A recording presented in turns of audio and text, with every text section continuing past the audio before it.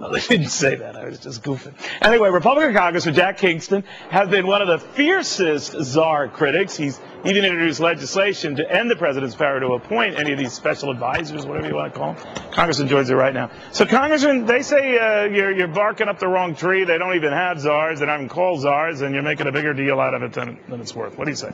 You know they're right. Van Jones didn't exist. He didn't come to town. He wasn't a communist. He wasn't a member of a Marxist group in Oakland. The whole thing we just thought up over the weekend. That's typical of this administration, Neil. They do not believe in transparency. Despite all the campaign promises to change the tone in Washington, D.C., we sort of have the same old, a White House with a bunker mentality that any time somebody raises a criticism, they are the problem, not the White House. And, this is something that should be of concern of anybody in the legislative branch. When I looked into this and they said, President Bush had czars, and maybe, I got to tell you, I was out to lunch. I spend much time at lunch, come to think of it. And they said, President Bush had plenty of them. And lo and behold, he did. I looked into this.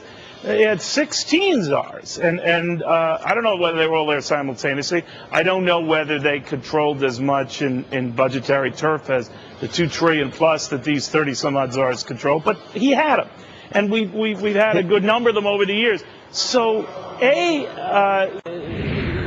where was the agita when the former president had them, and how did this get so out of control that we have these adjuncts to cabinet secretaries? Neil, and those are great topics. Number one, I think Republicans tended to rubber stamp what the Bush White House did. I think we made a mistake on that. We put our constitutional duties behind us. Yeah, but did you know, Congressman, they had these czars, or maybe they just whispered and said they're advisors and didn't call them czars? I think Bush actually probably had a lot less than 16. I think his number was about 8. But No, Congress, in our brain room, and that's what they're called the brain room for, because they're brainy. They looked into it. They came up with 16. But I'm just saying, I don't know the accurate number. What I'm telling you is, Republican or Democrat, we have cabinet secretaries who have to answer to you guys and be queried by you guys. And czars under Republican or Democrat administrations who do not. And why don't we just end it, period?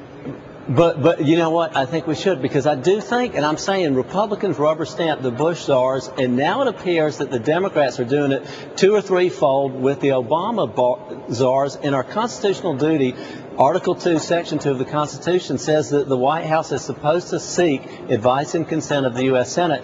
I think it's a public option of government, frankly. I think, why doesn't the president use his own Health and Human Services Secretary instead of also having a health care czar? Why didn't he use the Secretary of Defense instead of having a Guantanamo Bay closure czar and some of the other defense czars? Or why don't you just double or triple the size of the cabinet? And I know you'd have to get a bigger table. I've been in there in that cabinet room, and there's only so many seats. I understand that would be a problem. We could do what my Italian relatives do, put you at a kid's table. My point is that, it's one or the other. You're either in the president's cabinet or you're not. And no, I'm on the same page with you. It's a duplication. As I said, it's a public option of government. It's not needed. If you have cabinet members who are assigned particular topics and areas of expertise, why would you need to duplicate that through czar? So we should stop it, whether it's Democrats or Republicans. Well put, Congressman, as it always is when you're on. Always good seeing you. Thank you very much. Okay, Neil, thanks a lot. Well, Martha's cook.